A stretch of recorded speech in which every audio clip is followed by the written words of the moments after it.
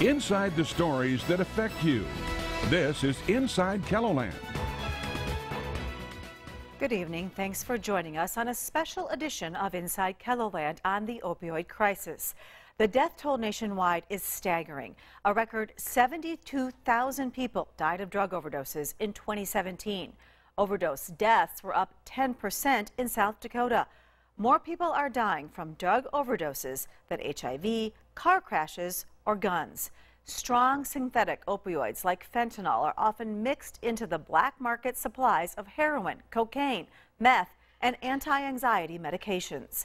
Dealers use fentanyl because it's cheap and easy to get through the mail. Out of the 15 deaths in Sioux Falls so far this year already, most were fentanyl related. As many of you know, it has become a very personal thing to me. I lost my 21-year-old daughter Emily to fentanyl poisoning in May. I hope by sharing her story, it will make you realize this problem can hit home and compel you to take action to help combat the problem. I thought she was the most amazing kid in the world. I was so proud of her. First of all, she was intellectually gifted.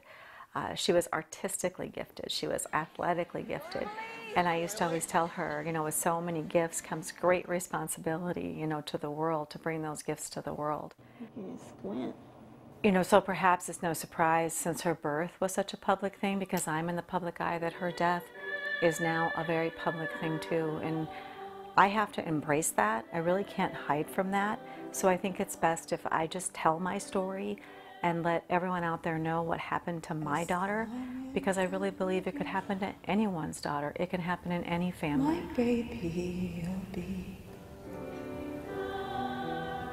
And it starts with addiction. It was soon pretty evident that the whole drug culture was really attractive to her, and I was really concerned as a mom. I mean, it's hard to know what to do. I really feel for everyone who's out there struggling with a child who has an addiction problem, because you don't know where to turn. And there's so much stigma surrounding this. It's hard to even talk to other people about it.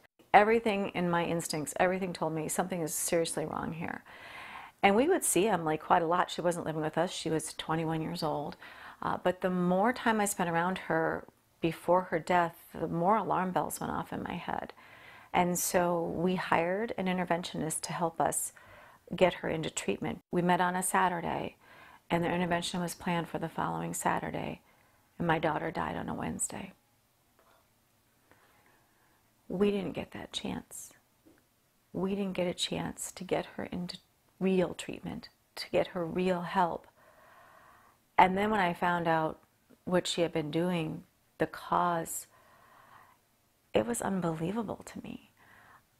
The fact that my daughter would be using heroin and needles, my beautiful daughter, who was very privileged, had every opportunity in life, you know, to have a great life, had gone down this road. And it was shocking to me. I consider myself a wordsmith. I write for a living every day. But there are no words to describe the devastation I feel at the loss of my daughter. There is nothing that can even come close to describe the grief and the sorrow and the pain and all of the loss of what she could have been, what if. And as a mom, I have a hole in my heart that will always be there. It is never going to heal. I have other children whom I love, and a husband and family whom I love, but nobody and nothing can replace the loss of my oldest child. And she was only 21. Happy birthday. Well, according to the autopsy reports, Emily had 6 times what would be considered a therapeutic dose of fentanyl for the largest man, and she was just a small young woman. She didn't stand a chance. I mean, that fentanyl killed her almost instantly after she injected it. Her chair sits empty at the kitchen table. I think that is when it really hurts. You know, I look across the table and there's her chair and she's not there, and she's never coming back. It's the permanency of it. I was robbed of my daughter. I was simply robbed. No matter what happens to them, no matter who's charged or if anybody is charged directly with her death, while they say they know where she got it from, nothing will ever bring her back. She was a beautiful girl and she deserved to live. And she deserved a chance to get help. And she engaged in risky behavior, but she didn't deserve to die. I've set up a fund called Emily's Hope, because I never gave up hope on my daughter. And I want her life and her tragic death to at least give someone else hope. By telling Emily's story and my story of loss and pain and suffering, I mean, I'm opening myself up. I'm being vulnerable to our audience in a way I've never been before. But I do feel it's super important I do that. Because if just one person hears me, if just one person does one thing to save a life, then I don't care about a million naysayers or a million people who don't understand. I just care about that one mother I can stop from experiencing the pain that I have. And I'm going to explain more about Emily's Hope later in our show and sit down with Dr. Matt Stanley from Avera Health to talk about their new addiction care center opening next fall in Sioux Falls. First, I talked with other parents who have lost children to fentanyl poisoning and looked into why fentanyl has led to the deadliest drug overdose epidemic in U.S. history. 26-year-old Ryan Blomberg could never walk by a piano without stopping to play, often his own compositions. But this gifted and talented young man also battled the demon of addiction. In 2016, he entered treatment and seemed committed to staying clean. He worked the 12-step program like none other. I mean, his friends in the NA community were totally blindsided because they didn't see any of this coming. What they didn't see coming was Ryan buying what he thought was heroin in April. Denise got the call her son was found unresponsive in his apartment on a Tuesday afternoon. So then we waited for 8 weeks for toxicology results to come back before we found out it was pure fentanyl. I don't think he knew. He wasn't a stupid kid. He was a very, very highly intelligent child. He was just highly intelligent, worked. I mean, none of the symptoms you think of a user. I mean, he had a job, he worked hard. Randy Thompson's 22-year-old son, Cole, died 14 days after Ryan. Fentanyl? What's fentanyl? What's heroin? I've heard of heroin. Everybody's heard of heroin. And you think bums laying in the alley with needles, you know. And I said, you're doing heroin, and it was laced with a deadly drug. Fentanyl is, I believe, the most radical change in drug trafficking that we've ever seen in this country. Journalist Sam Quinones has tracked the opioid epidemic through 2 decades, from prescriptions to a rise in illegal drug use. What you're seeing is that this is now the go-to additive. It's a very, very cheap, extraordinarily potent, supremely profitable additive that you can put on anything. We have found fentanyl laced into synthetic marijuana. A person who smokes marijuana drenched in fentanyl is going to become an opiate addict, same with the cocaine. And there are laboratories in China that have developed or been taken over by criminal enterprises and have been shipping illegally fentanyl into the United States, a lot of times through what's called the dark web. The Justice Department shut down the dark website Alphabay this summer. Alphabay was a major source of fentanyl and heroin linked to overdose deaths. But there are other parts of the dark web where you can still order fentanyl and other drugs and hope they arrive in the mail. Parsons says a new federal law with harsher punishments for cases involving overdoses has led to charges against 8 dealers in South Dakota in less than a year. I don't think they're worried at all about their customers. I think they're worried about making money, and that's what they're doing. It's about greed. And we've got a drug war on our hands. We don't need to worry about bombs. We need to worry about fentanyl. We all need to work together and root this stuff out. That's the only way we can win. These grieving parents say the only thing left for them to do now is to speak out about what happened to their children to try to save the lives of others. God, if you just save one person, anybody, anybody, make them think twice. You don't wake up in the morning saying, geez, I hope something happens to my child because I want to be an advocate for something. But it puts you in a spot where you're left with nothing but that choice to make a difference so that your child didn't die in vain. I never want to think that Ryan's life didn't matter. There were 67 overdose deaths in South Dakota last year. The U.S. Attorney says he expects 2018 statewide numbers to be double that. Angela Kenickie of our CBS affiliate KELO in South Dakota. She has covered the overdose crisis for about 10 years now, but she lost her own daughter to the opioid epidemic just 4 months ago. Angela Kenickie wants to help erase the stigma around addiction. She joins us now. Taking this conversation to the national stage, we'll watch part of the CBS This Morning interview and see how the story went all across the globe and some of the reaction I received when this special edition of Inside KELOLAND, looking at the opioid crisis, continues. And it's going to be in our DNA.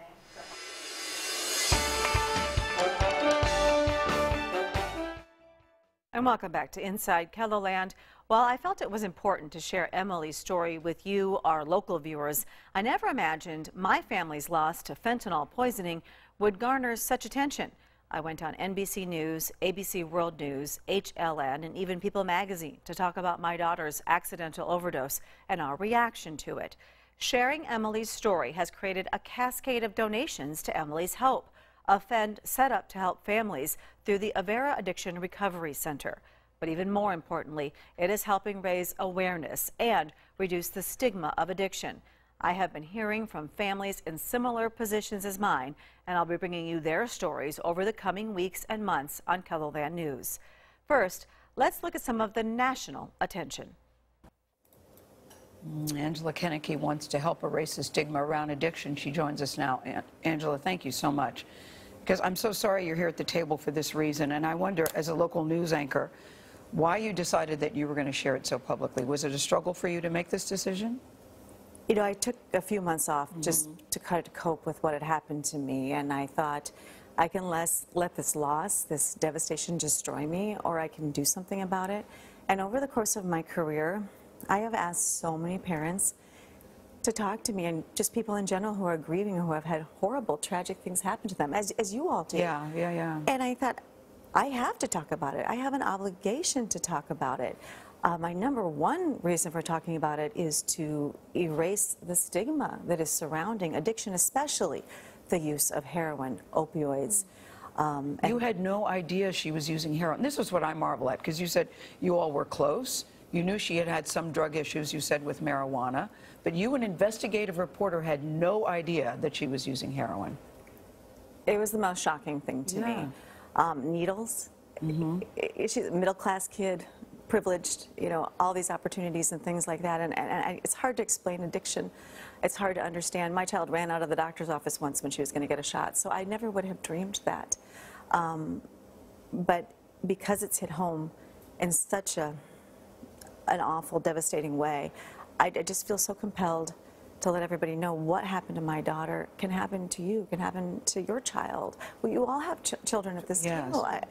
Was she just so good at hiding it from you? How was she able? How were you able not to know that she was on heroin? Well, so she was an adult child, 21 years old, not living at home.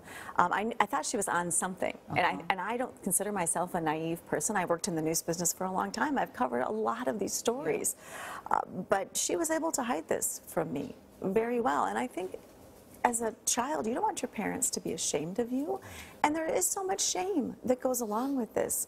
You don't want to disappoint your parents, and I had to walk a very fine line between trying to help her, trying to talk to her, and alienating her or pushing her away. So I was always trying to approach it with love. We were working to get her help. I just didn't get there on time. Angela, when you look back and have talked to other parents, have you found, what have you found that might have been either a gateway, or is there something that, or is it a mystery?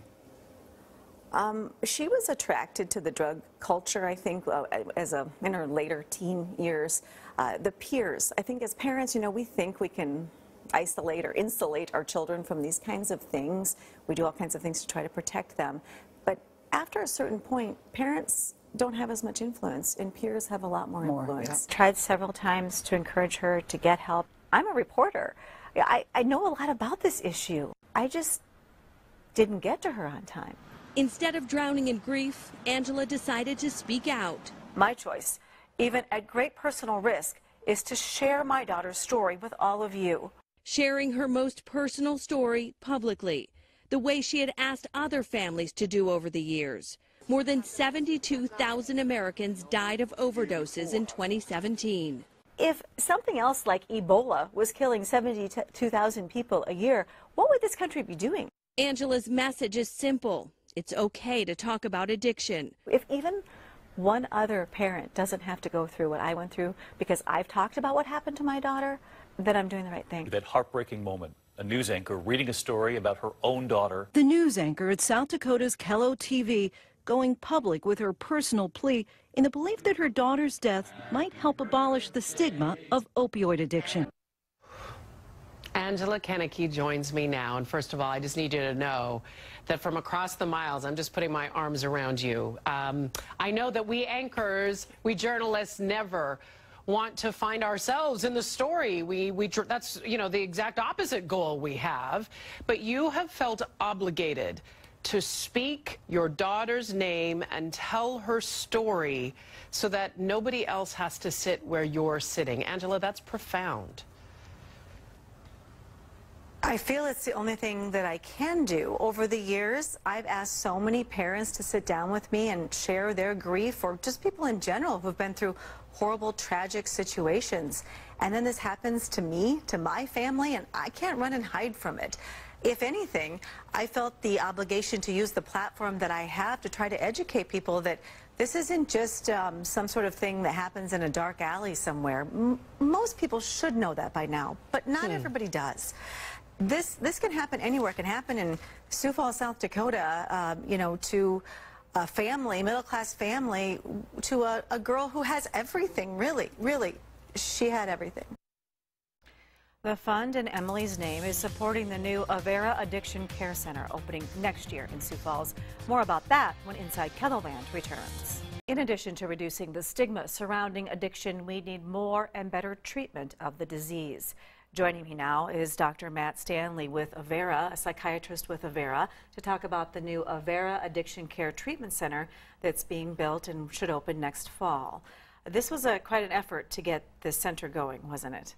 Yeah, it's actually been several years of planning and working through the Avera system to develop this, and partly because we had several goals in mind, and one of those was to make sure that it was clearly a part of our medical campus, and it made it very clear that we view addiction as a medical disease.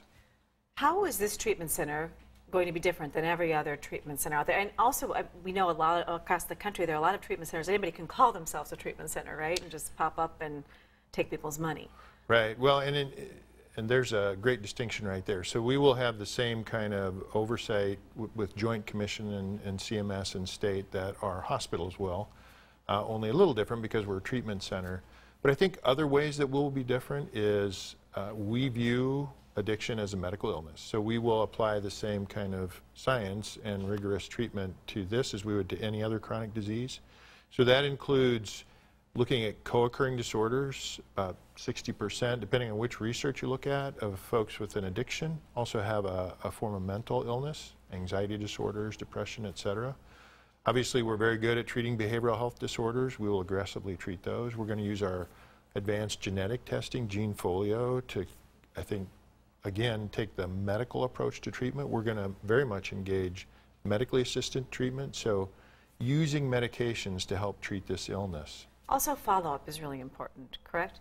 Completely agree. About 30 days people go in for treatment? Yeah, so standard, and there's no clear science that says 28 days is better than 60 or 10. But sometimes insurance will cover 28 days. Right, so right. it really just kind of evolved out of habit. But we clearly think, again, looking at research, just like we would for any other medical disease, if you get through that first 12 months, your statistical risk of staying sober, of staying abstinent, jumps up incredibly. So we want to at least follow patients through the 12 months, the first 12 months of their recovery, so that we can assist them to help stay on track.